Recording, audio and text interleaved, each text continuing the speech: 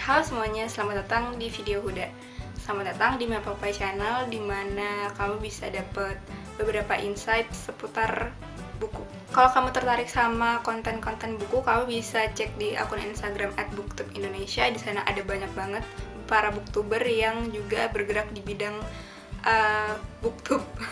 Oke, di video kali ini aku pengen ngebahas sebuah buku bagus banget. Jadi bukunya itu non-fiksi, genrenya self-improvement. Judulnya itu adalah Berani Tidak Disukai. Yang ini endorsement-nya katanya gini, Marie Kondo, tapi untuk jiwa.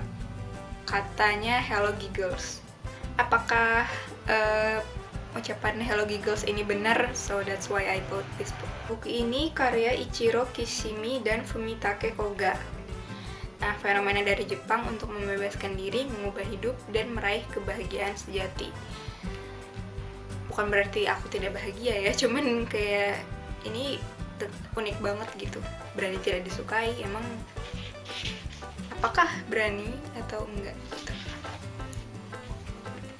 Argumen yang diperdebatkan itu sebenarnya tidak aku kuasai, cuman karena pembawaannya yang pelan-pelan, jadi pembaca meskipun nggak tahu apa yang dimaksud dengan teori Adler atau teori psikologi lainnya yang disebutkan di buku ini, kita tetap bisa ngikutin gitu.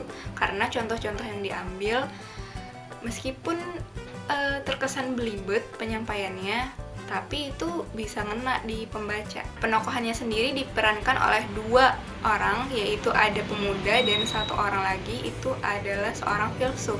Jadi si pemuda ini mendebatkan tentang dunia ini tuh penuh kontradiktif, terus juga dunia ini sangat ribet, sangat ruwet. Jadi dia mengeluh nih sama si filsuf. Sedangkan si filsuf ini seperti filsuf-filsuf kebanyakan, jadi dia kayak tenang pembawaannya, terus kayak anteng-anteng aja lah udah. Si pemuda ini membawakan sudut pandang hukum sebab akibat, sedangkan si filsuf ini membawakan teori tentang tujuan. Jadi si pemuda ini merasa dia tuh ada yang kurang dari dirinya sebagai manusia.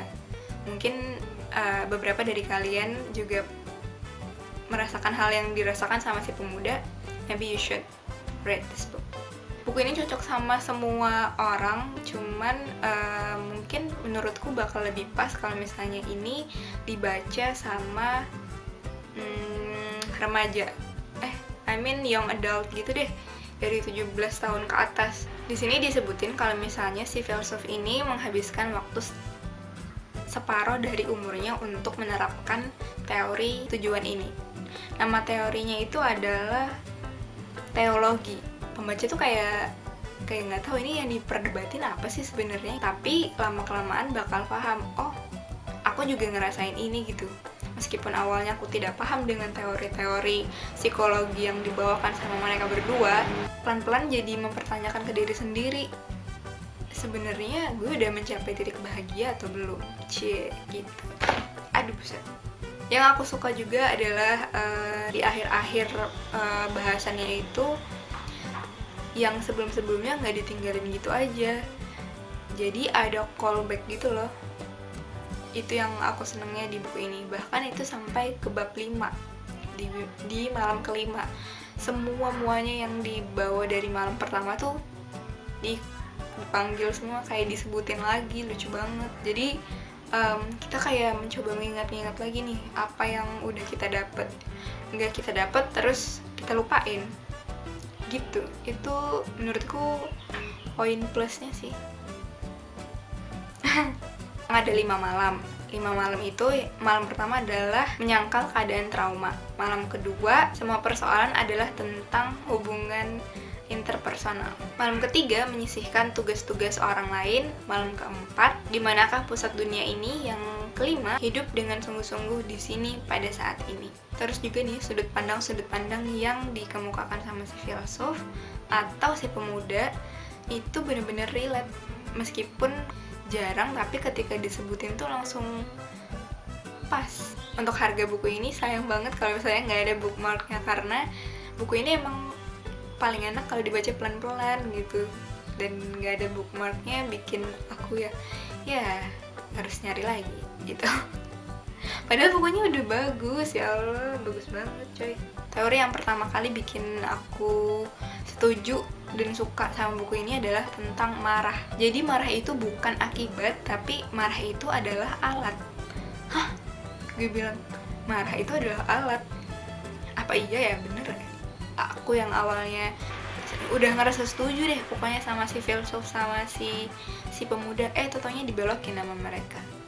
Setidaknya aku jadi tahu bahwa ada orang-orang yang punya pemikiran seperti ini. Asik banget deh buku ini, pokoknya kayak jadi bikin kita bisa bercermin dan mengenal diri sendiri. Itu awal mula kenapa aku jatuh cinta banget sama buku ini. Kayak, oh selama ini nih yang gue rasain gitu. Terima kasih telah mewakili saya untuk mengeluarkan isi hati.